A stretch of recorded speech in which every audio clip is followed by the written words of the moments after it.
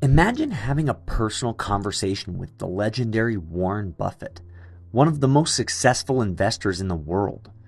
In this video, we take you on a journey through Warren's timeless investment principles, revealing the secrets of his success that made him a billionaire.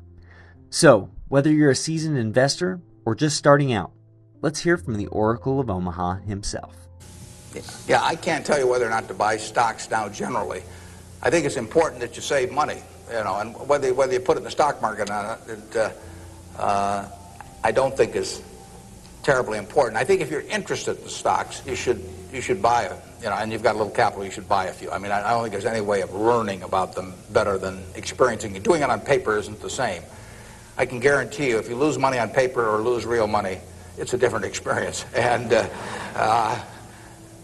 so I think you'll learn more about yourself if you do it that way. I bought my first stock when I was 11. I was at Rose Hill at the time, and I bought 3 shares of City Service Preferred at 38, and it went down to 27, which is something I still remember, even though I was 11 at the time.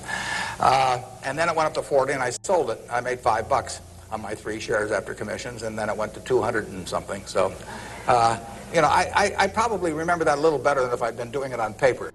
Buffett's emphasis on avoiding losses is a common theme in his investment philosophy.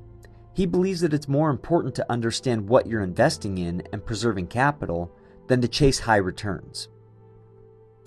As a general matter, as a one piece of specific financial advice, I would say, avoid credit cards. Just forget about them. We're in various businesses that issue credit cards. The American public loves credit cards. But if you start revolving debt on credit cards, you're going to be paying 18 or 20%. And you can't make progress in your financial life going around borrowing money at 18 or 20%. You can make a lot of money by lending it out at 18 or 20% over time. If you can find anybody that's good that will borrow from you. But you don't want to be on the side of the equation that's always behind in life. I was lucky. I'd saved about $10,000 by the time I got out of school. That $10,000 was really worth millions I might have earned later on, because after you get a family and everything, the expenses roll in. But those were my tools to work with, but it was only because I was ahead of the game. If you're behind the game by $10,000 at some point and paying 18 or 20% interest on it, you will never, you'll never get out of it. In addition to his financial advice, Buffett is also known for his frugal lifestyle. Despite being one of the richest people in the world, he still lives in the same house he bought in the 1950s and drives a modest car. It's not necessary to have huge amounts of money in order to enjoy yourself. I enjoyed myself when I had my $10,000, and I live in the same house that I lived in when I had about that. I bought it 41 years ago. I liked the house then. I like the house now. I mean, if you think about it, if you have a reasonable job, you'll be eating at McDonald's and I'll be eating at McDonald's. So we're to push on food. I mean, in fact, I hope it's Dairy Queen, actually. And and if you come to Dairy Queen, you'll see me. And you can order anything on the menu I can order, and we both can afford it. You'll wear the same clothes I wear. I'll pay more for my suits, but as soon as I put them on, they look cheap on me. So we'll look about the same. We'll both live in the same kind of houses. I live in that house from 41 years ago, and it's warm in winter, and it's cool in summer, and it's comfortable. And you'll live in a house that's similar. And what difference does it make if you have 50 more rooms or guest houses or all that? It'll probably just bring you problems. I mean, you have to worry about the greenskeeper or something when you get through. So I have been in the houses of people where the houses are worth probably 200 times what my house is worth, and I would not be any happier in those houses at all. In fact, I'd be less happy. I'd just have one more thing to worry about, and the dozens of people around the place, and people quitting, and people stealing from you, and all kinds of things. To hell with it.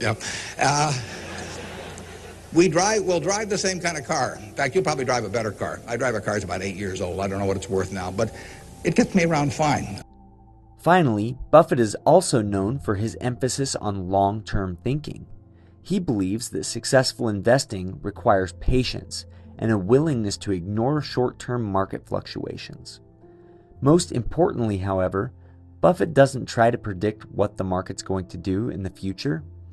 In his own words, "I just try to buy good businesses at a fair price and hold on to them for a long time." I understand what the business is about.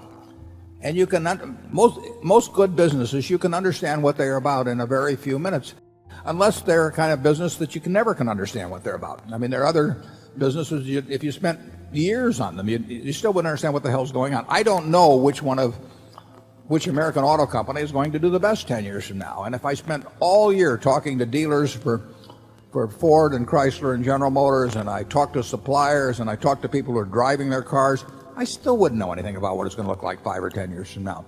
But I know that you can't crack our custom picture frame business. I mean, you cannot figure out a way to call on those 18,000 people that are in that business and figure out a way to divert their business to you when you can't offer a frame as good as ours, and you can't offer service remotely like ours. So it's a good business. Whether you're a beginner or pro investor, there's a lot to learn from the man they call the Oracle of Omaha. What are some of your favorite Warren Buffett lessons? Let us know in the comments below. Thank you for watching.